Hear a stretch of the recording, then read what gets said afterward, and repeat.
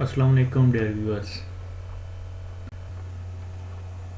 आज हम एक्सेल के अंदर इन फंक्शंस के बारे में रीड करेंगे। उसमें सबसे पहले फॉर्मेट पेंटर आ जाता है। उसके बाद हम जो टूल यूज़ करेंगे या फार्मूला यूज़ करेंगे कि लिस्ट के अंदर सीरियल नंबर्स को किस तरह ऐड कर सकते हैं। तो ये फॉर्मेट पेंटर हमने ऑलरेडी ऊपर डिस्प्ले कर दिया हुआ है। उसके बाद रैप टेक्स्ट का फंक्शन है और फिर मर्ज एंड सेंटर को हम रीड करेंगे। इन टूल्स को अंदर हम अपनी रिपोर्ट राइटिंग के अंदर ये जो भी हमने एक टेबल बनाई हुई है या डाटा एंट्री कर रहे हैं तो उसके अंदर हम इनको किस तरह इफ़ेक्टिवली यूज़ कर सकते हैं। तो इनको समझने के लिए हमने ऑलरेडी एक टेबल बनाई हुई है। तो उस टेबल की मदद से हम इन फंक्शंस के बारे में रीड करेंगे, इनके बेनिफिट्स क्या हैं इनको यूज़ करने के। तो सबसे पहले हम जो फंक्शन समझते हैं उसका नाम है फॉर्मेट पेंटर। फॉर्मेट पेंटर में एक्चुअली होता ये है कि लेट्स सपोज हमने किसी भी सेल के अंदर जो चीज़ लिखी हुई है, जो भी टेक्स्ट लिखा हुआ है या नंबर्स लिखा हुआ है, तो हमने अपनी एक रिपोर्ट के हिसाब से ना उनको स्टाइल किया हुआ है।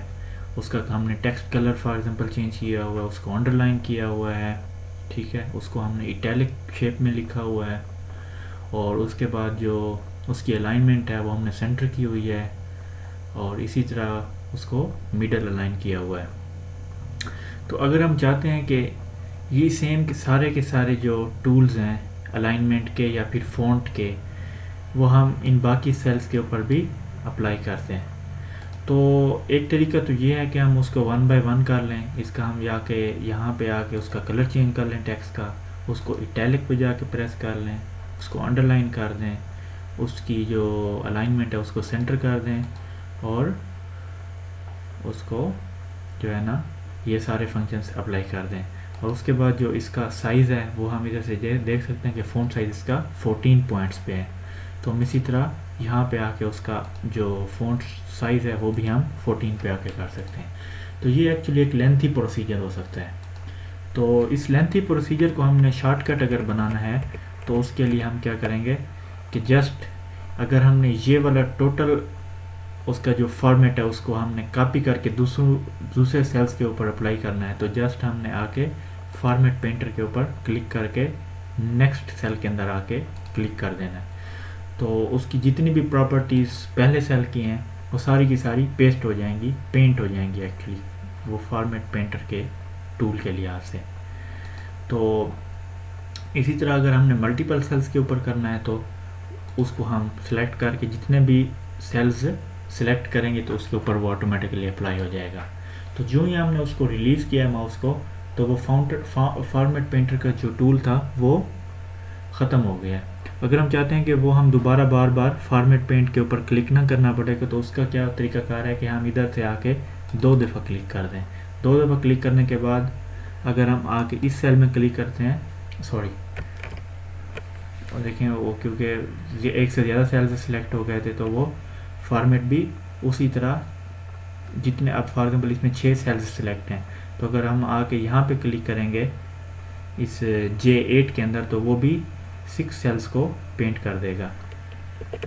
तो लेट्स सपोज हमारे पास ये है, इसके ऊपर आके हम आप डबल क्लिक करते हैं तो 6 पे जब हम क्लिक करेंगे तो आप देखें कि उसका जो फॉर्मेट है वो पेंट कॉपी पेस्ट हो गया हुआ है और जो फंक्शंस हैं या टूल्स हैं वो भी ऑलरेडी सिलेक्टेड है। तो उसी तरह 2 पे जाके क्लिक कर देंगे, 1 पे कर देंगे और 3 पे कर देंगे। तो इस तरह हमारे पास अगर हमने कुछ सेल्स को फॉर्मेट किया हुआ है, उसका हमने फॉर्मेटिंग की हुई है उसकी अपने लिहाज से, अपनी रिपोर्ट राइटिंग के लिहाज से, जो भी हमें अच्छा लगता है कि एक रिपोर्ट राइटिंग में सूटेबल हो सकते हैं, तो हम उसको बार बार दूसरे सेल्स के ऊपर अप्लाई करने से बेहतर है कि हम उसको की मदद से जो है ना हम उसको यूज़ कर सकते हैं। उसके बाद जो हम दूसरा फंक्शन रीड करते हैं वो है adding the serial numbers. Serial numbers हम कैसे ऐड कर सकते हैं कि लेट्स सपोज ये हमारे पास जो टेबल है, अब सबसे पहले हमने नंबर 1 के ऊपर पहले सेल के अंदर सीरियल नंबर 1 लिख दिया है। हम यहाँ पे आके 2 फिर 3 फिर 4 इस तरह हम नंबरिंग कर सकते हैं। एक तरीका तो ये है मैनुअल, लेकिन हम यहाँ पे एक फार्मूला रीड करेंगे। फार्मूला अप्लाई करने के लिए सबसे पहले हमें इक्वल प्रेस करना पड़ेगा, फिर हम ऊपर वाले सेल को सिलेक्ट करके प्लस कर देंगे। अगर हमने इंक्रीमेंट 1 का देना है तो यहाँ पे हमने 1 लिख देना है, यानी कि A7 + 1, A7 में जो भी लिखा होगा +1 उसमें हो जाए। तो इंटर करेंगे तो हमारे पास 2 आ गया है। अब इसी तरह हम सेल के बॉटम राइट के ऊपर आकर माउस को प्रेस करके नीचे की तरफ ड्रैग करके लेके जाएंगे तो हमारी नंबरिंग यहाँ पे हो जाएगी। लेकिन जब ये वाला फार्मूला हमने A9 के अंदर पेस्ट किया है तो जो इसी तरह A8 + 1 ऑटोमेटिकली सिलेक्ट हो गया हुआ है। इसलिए जब हम नीचे आएंगे तो उसमें क्या होगा A9 + 1, क्योंकि जब भी हम फार्मूला नीचे की तरफ ड्रैग करके ले आते हैं तो उसके जो रेफरेंस सेल्स हैं वो भी उतने स्टेप नीचे आ जाते हैं। तो इस तरह हम इसमें सीरियल नंबर दे सकते हैं।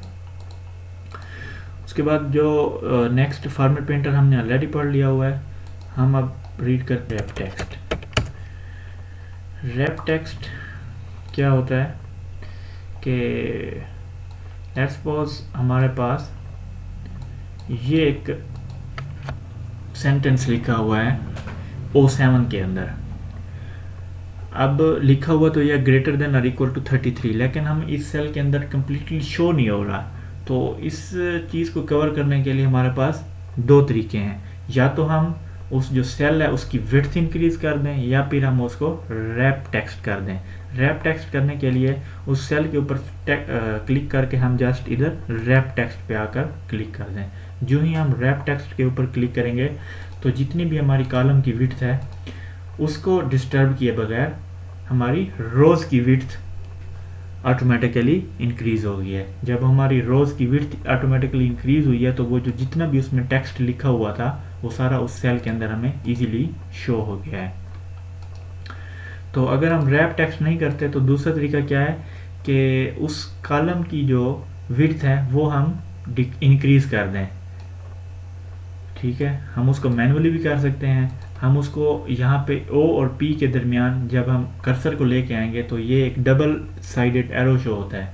यहाँ पे आके जब हम डबल क्लिक करेंगे तो वो ऑटोमेटिकली विड्थ जो है ना उसकी एडजस्ट हो जाएगी।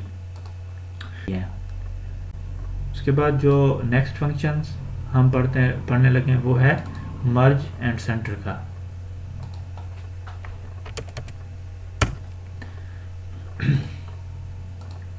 मर्ज एंड सेंटर में क्या है कि अब हमारे पास ये जो टेबल है, अब इस टेबल के अंदर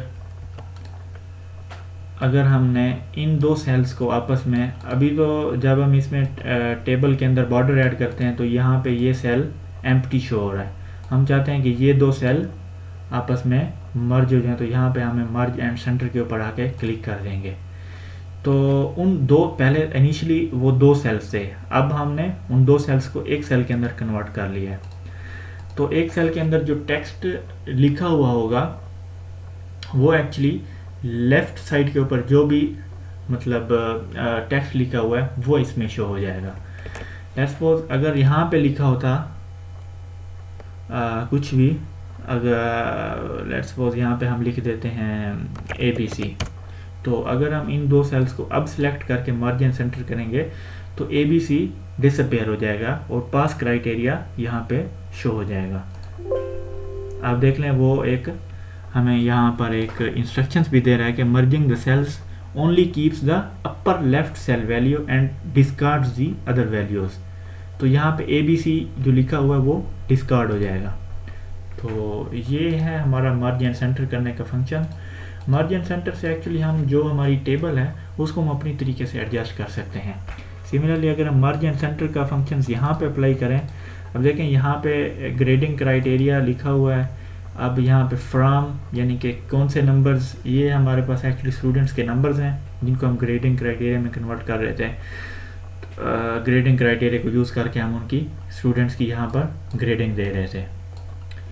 तो अगर हमने इस टेबल को एडजस्ट करना है, क्योंकि यहाँ पर देखें ग्रेडिंग क्राइटेरिया, यहाँ पे हम आके इसको मर्ज एंड सेंटर कर देते हैं तो हमारी टेबल जो है अब मज़ीद यानी कि इसके सब कॉलम्स बन गए हैं। इसके रीडिंग क्राइटेरिया के अंदर नीचे 3 सब कॉलम्स बन गए। उम्मीद करता हूँ कि आज की ये वीडियो आप लोगों को पसंद आई होगी। अगर आपके माइंड में कुछ भी क्वेश्चन हैं एक्सेल के रिलेटेड या इस वीडियो के रिलेटेड तो काइंडली कमेंट में ज़रूर बताइएगा। इंशाल्लाह हम अपनी नेक्स्ट वीडियो को उनको ज़रूर कवर करेंगे।